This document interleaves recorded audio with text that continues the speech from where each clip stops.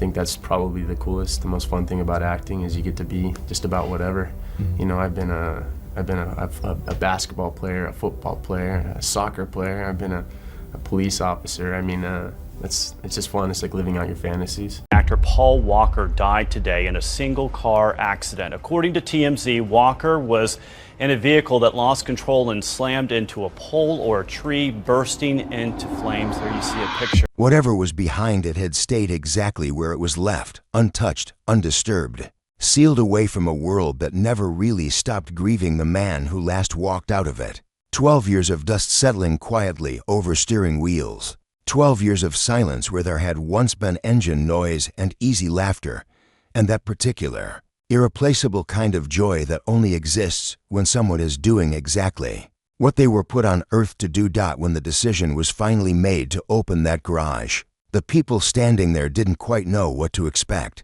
Maybe that isn't entirely accurate. They had some idea. In the practical sense, cars, parts, the physical remnants of a collection built slowly, deliberately, over a lifetime by a man who loved automobiles the way most people love breathing. Not as a pastime, not as an accessory to a public image, as something closer to a language, a private vocabulary for being alive. What nobody had prepared themselves for was what those things would actually feel like to be near, because there is a distance between knowing something exists and standing in front of it.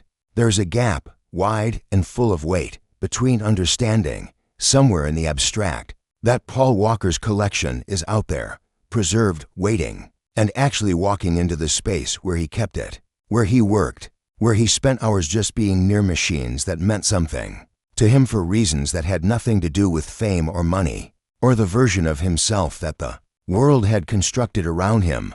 The garage held more than cars. Anyone who has ever lost someone deeply and then walked back into a room, still carrying that person's presence, will know, without being told, exactly what was found in there. It wasn't just a collection. It was a life, still arranged exactly as he left it. There are certain people who seem to exist more fully than others, not because they push harder or perform more loudly, but because something in them, something unforced and entirely genuine, moves outward and settles on the people around them. You feel it when you watch old interviews. You feel it in the way people who worked alongside him describe the experience of knowing him outside of sets and schedules and the ordinary machinery of a Hollywood career. You feel it most clearly in the way people still talk about him today, more than a decade after November 30th, 2013, with a tenderness and a rawness that doesn't usually survive that many years, unless the person it belongs to was genuinely, unusually real. Paul Walker was 20 years into one of the most recognizable careers in Hollywood when he died. He was 40 years old. He was in the middle of filming the 7th chapter of a franchise that had become one of the highest grossing in cinema history. His daughter Meadow was 15. His closest friends were people who had known him long enough to understand exactly who he was. When no camera was pointed at him, and when he was gone, suddenly, on a road in Valencia, California, on an ordinary Saturday afternoon, the grief that followed wasn't quite the grief that tends to surround celebrity deaths. It had a different quality, something more personal in it, more disoriented, because Paul Walker had spent years building a public presence that, unusually, genuinely matched the private one. The warmth was not managed. The passion was not performed. What you saw was, by the consistent account of the people who actually knew him, what was actually there. He was a car person. That phrase doesn't fully carry its own weight without some expansion, because it was not a casual thing for him. Long before the Fast and Furious franchise turned street racing and modified imports, and the culture surrounding them into a global phenomenon, Paul Walker was quietly, privately building a life around automobiles that had everything to do with love, and almost nothing to do with image. He collected seriously. He researched deeply. He spent real time with mechanics and builders and tuners, people who approach cars as a craft, and he was accepted among them not because of who he was professionally, but because of what he actually knew and how genuinely he cared.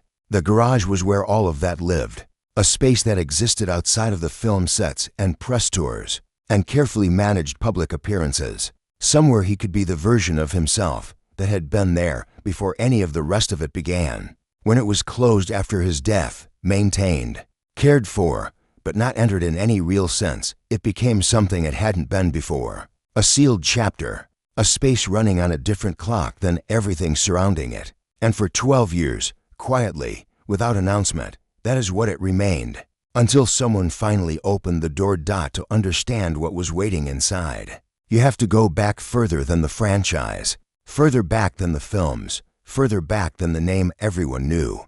Back to Glendale, California, and a kid who was modeling before he could walk steadily and acting through childhood, and building the kind of early career that mostly exists in the footnotes of someone's eventual story, running alongside all of that, quietly, persistently. From the time he was old enough to understand what a car actually was, something else was forming. Not a hobby, not a phase, an obsession in the most genuine sense of that word. The people who knew him in those years have described someone who didn't merely like cars, someone who understood them with the fluency of a person who has been studying a subject for years, not because anyone told them to, but because they simply could not stay away from it. Engine configurations, suspension geometry, the structural logic of how a chassis behaves under different conditions. He could talk about these things with genuine depth because he had earned that depth, the way enthusiasts earn it, by being around the real thing constantly, by asking questions that never stopped, by treating the subject with the seriousness it deserved. The collection that eventually filled his garage was a direct expression of that depth. It wasn't assembled to be beautiful, though some of the cars in it were breathtaking. It wasn't assembled as investment, though some pieces carried extraordinary value. It was assembled as a personal archive, a physical record of automotive history and culture built by someone who understood both from the inside and made every choice with full awareness of what that choice meant. Japanese imports representing the tuner culture that had formed a central part of his automotive identity. American muscle cars connecting back to an older, heavier tradition in the history of the machine. Rare models selected not for their market position, but for what they represented in the longer story of how cars evolved and what they meant to the people who built them and drove them. Every car there for a specific reason. Every reason rooted in genuine knowledge and genuine feeling. The garage was, in that sense, a library organized by someone who had read every book in it multiple times and could tell you exactly why each one belonged on the shelf. And for 12 years, that library sat in the dark.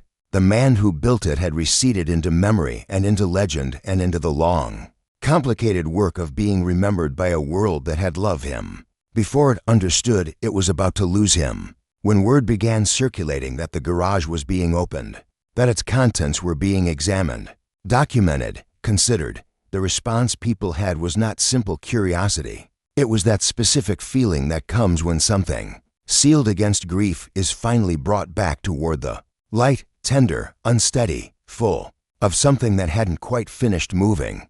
There is a particular quality to spaces that have been left alone for a long time. They don't feel empty. That's not quite the right word. They feel held, like time inside them has been running at a different pace than time outside, slower, more reluctant to advance, as though the space itself is resisting the forward motion that the rest of the world takes for granted. You step into a room that hasn't been disturbed in years, and something in the air pushes back gently. Everything is where it was. Everything is still. And that stillness is not the stillness of emptiness. It is the stillness of waiting. That is how people who were present for the opening of Paul Walker's garage have described the first moments inside it. The physical sensation of stepping into a place that had not yet fully absorbed the fact that the person it was waiting for was not coming back. The cars were there. Of course they were there. But what caught people most wasn't their presence. It was the way of their presence. The way they sat in their positions with the particular arrangement that comes not from staging, but from someone placing things where they naturally belong through long habit. These weren't display pieces. They were a working collection. Tools positioned nearby. Evidence of recent work. Recent being 12 years ago now, which is its own kind of haunting. Small, specific details that pointed not to a man managing a portfolio, but to a man who spent actual time here, who came here regularly to think and work and be close to things that made him feel most like himself among the vehicles. Inside was a BMW M1, a car whose rarity and historical significance communicate something precise about the nature of the collection. The M1 was not a car that found its way into garages by accident or by casual spending. It was a car you had to know enough to want, a car that required genuine understanding of automotive history to properly appreciate. Its presence there confirmed what the people who knew Walker had always maintained, that this collection was built from the inside out, by someone who cared about the subject for its own sake. And then came the moment.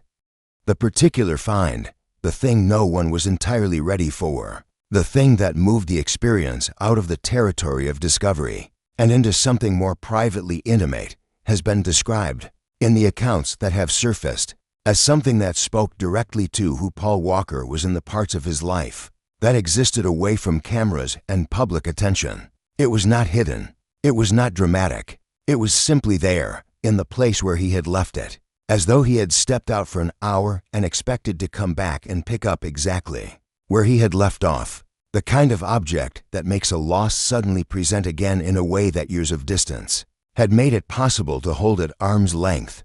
The reaction from the people in the room has been described as very quiet, still in a way that isn't the same as silent, the kind of stillness that comes not from shock but from a sudden collapse of distance, as though the 12 years between that moment and the last time someone stood in that garage simply fell away, and he was not gone so much as briefly elsewhere. Meadow Walker has spoken, over the years, with remarkable openness and grace about her relationship with her father's memory. She was 15 when she lost him. The years since have been, by any visible measure, years of building a foundation carrying his name, a public presence that consistently reflects the qualities people most associated with him, an active rather than passive way of carrying someone forward through time. Her engagement with the garage, with the collection, with the physical objects of a life ended before it finished, is not something she has come to lightly or handled carelessly. That what the garage held for her, what it held for everyone present, was proof of a kind that didn't need argument. The proof that a person persists in the things they leave behind. That persistence is not always easy to stand next to, but it is real, and in its realness, there is something that matters enormously. Once the cars began to be seen through the careful process of documentation and selective sharing that Meadow and those around her have guided, the response from people reached far beyond automotive circles. People with no particular interest in cars responded to this story. People who had encountered Paul Walker only through a film franchise, who had no personal connection to his world, found themselves sitting with something heavier than they expected. The reason, when you spend time with it, is not hard to identify. What the garage represented was something deeply human dressed in a very specific set of details. A life interrupted, not in the abstract, softened way that phrase usually functions when applied to someone famous, but in the most literal and concrete sense. A life that was actively being lived, that had things in progress, objects placed in anticipation of continued use, plans that had not yet converted themselves into action. A life that ended before the person living it had any warning that it was going to end. The garage said all of that without needing words. Everything in it was mid-sentence. Cars being worked on, tools set down between sessions, a space organized around ongoing engagement rather than completed history. Standing inside it, people have said, you understood something on a level below conscious thought that Paul Walker did not know. He was leaving. He was just out. He was just going to be a while. He fully intended to come back and continue.